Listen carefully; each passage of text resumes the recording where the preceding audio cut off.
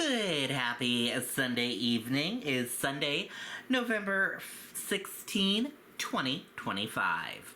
I'm Riley King, and welcome to this Sunday evening edition of WRMK News 12.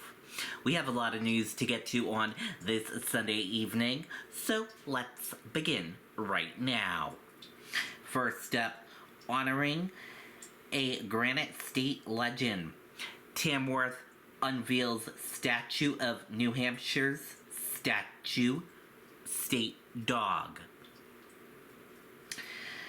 A century-old legend was brought to life Saturday as community members, dog enthusiasts, and historians gathered for the unveiling of a bronze statue honoring the Chinook, New Hampshire's official state dog and one of the nation's rarest breeds. The Chinook, officially designated as the state dog in 2010, traces its origin to the Granite State. The breed's name comes from the famed sled dog Chinook, owned by author and polar explorer Arthur Weldon. According to the state historical records, Weldon was living on his property in Woonlasset when the original Chinook was born in 1917. The Chinook's Owners Association notes that Weldon and Chinook formed the first sled dog team to successfully reach the summit of Mount Washington, pioneering New England's early era of sled dog racing. Their adventurous partnership eventually led them to Antarctica in 1929, where the legendary dog tragically disappeared after wandering off during a supply expedition. Despite celebrated beginnings, the breed's future grew uncertain at one point. Only a few hundred Chinooks remained registered nationwide, placing the breed in endangered status. In recent years, however, renewed interest and careful breeding have helped review the Chinook's population, restoring its reputation as a hard-working, intelligent, and gentle companion.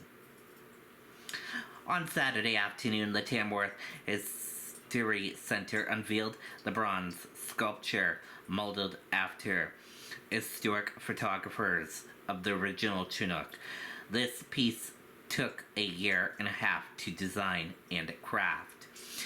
"It's beyond flattering," said sculptor Peter Dransfield, admiring the completed work. Like many bronze sculptures around town, it's going to be here forever. The unveiling drew Chinook owners from across the country, with attendees traveling from as far as Virginia and Washington State. For many, the moment represented a meaningful homecoming. "It's the New Hampshire's state dog for a reason, born and bred here," said Tyler Sweeney of Alexandria, Virginia, who grew up in Ware. "To me, it's family." Sculptor Andrea Kennett reflected on the breed's remarkable journey 96 years later. "We're having the unique opportunity to bring Chinook home, if it not in body, certainly in spirit," she said.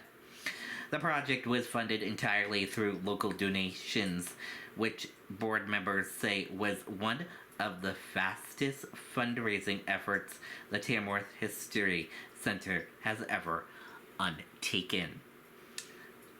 With the statue now standing proudly in Tamworth, supporters hope it will serve as a lasting tribute to the breed, deeply intertwined with New Hampshire's history and to the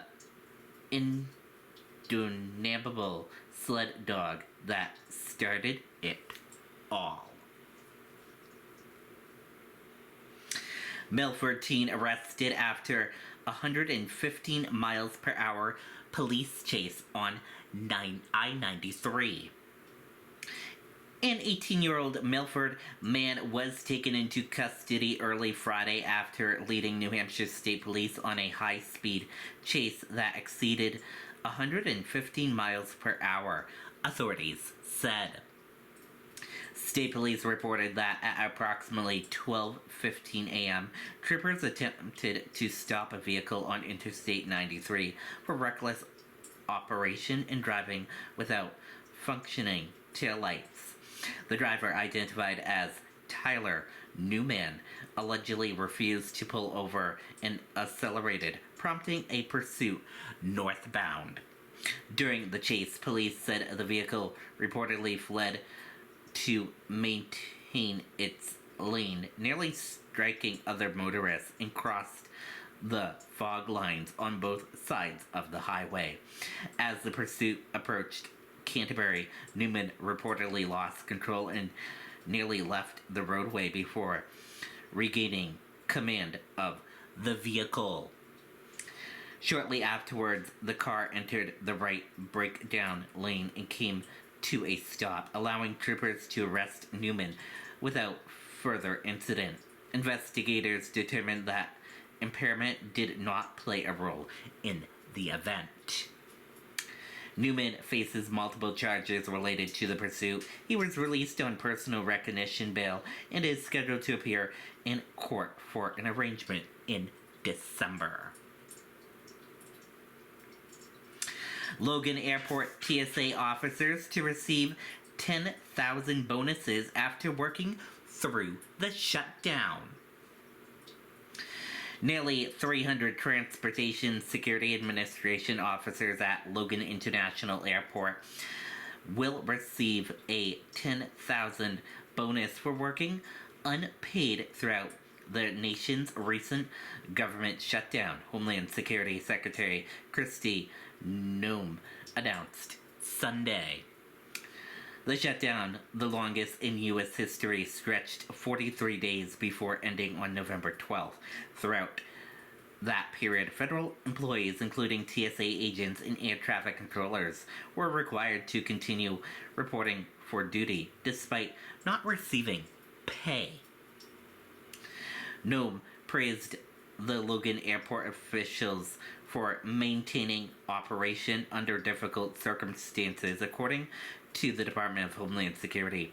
More than 270 TSA officers at Logan did not miss a single shift during the shutdown. The bonuses will be funded using carryover funds from fiscal year 2025, Noem said. The announcement comes just one day after the shutdown concluded. The move follows earlier controversy at Logan Airport.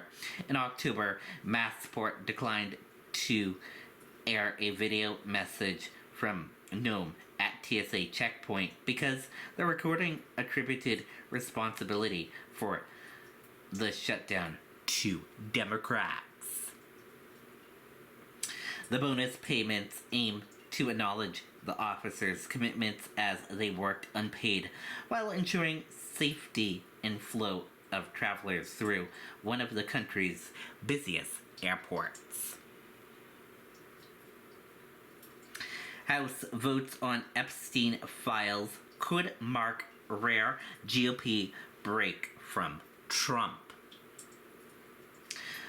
When the House votes this week on legislation requiring to release the full Justice Department files tied to Jeffrey Epstein, Washington may see an unusually rare moment in the Trump era. A substantial group of Republican lawmakers openly diverging from the president's position. And that does it for this Sunday evening edition of WRMK News 12. Thank you for tuning in and watching this Sunday evening edition. Enjoy the rest of your Sunday evening, and I'll see you back here tomorrow for another broadcast. Good night and goodbye.